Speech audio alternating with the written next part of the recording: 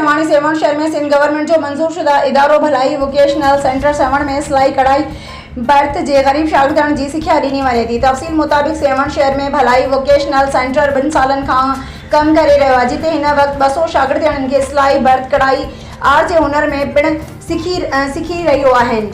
हुनरी सिख्या ॾींदड़ टीचर जो चवणु आहे त भलाई वोकेशन सेंटर हिन महांगाई जे दौर में ग़रीब शागिर्दनि जे लाइ बहितरीन सहूलियतूं मुहैया करे रहियो आहे, जॾहिं त 1 साल जो कोर्स खां पोइ हुनर जो सर्टिफिकेट पिण ॾिनो वञे थो। ऐं असांजी उहा ई कोशिशि आहे त ग़रीब शागिर्दनि पंहिंजो मुस्तक़बिल सुठो गुज़ारे सघनि।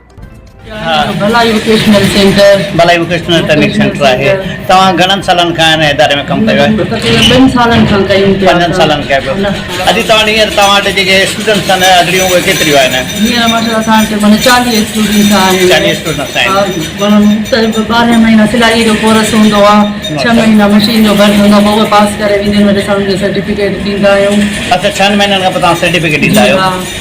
माना कोर्स पूरो थी वेंदो आहे न, पोइ असां उनखे सर्टिफिकेट ॾींदा आहियूं। सिलाई, मशीन जो बर्थ, हथ जी कढ़ाई, टुक वग़ैरह जे आर ऐं सभु कुछ सिखाईंदा। अच्छा, आर जो कम भी थींदो आहे?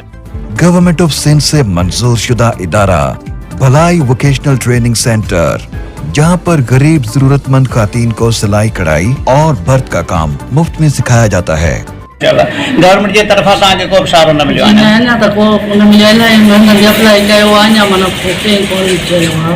अच्छा, हितां खां घणी केतिरी छोकिरियूं सिखी ॿाहिरि निकितियूं आहिनि? हितां खां तक़रीबन इलाही लिखियल आहे, रजिस्टर आहिनि माशाल्लाह, कोई काफ़ी सिखी वई। इहा केॾी सुठी ॻाल्हि आहे त कंहिं ग़रीब जे घर जो चलो आहे त हुन सिखियो। उहा ई ॻाल्हि आहे।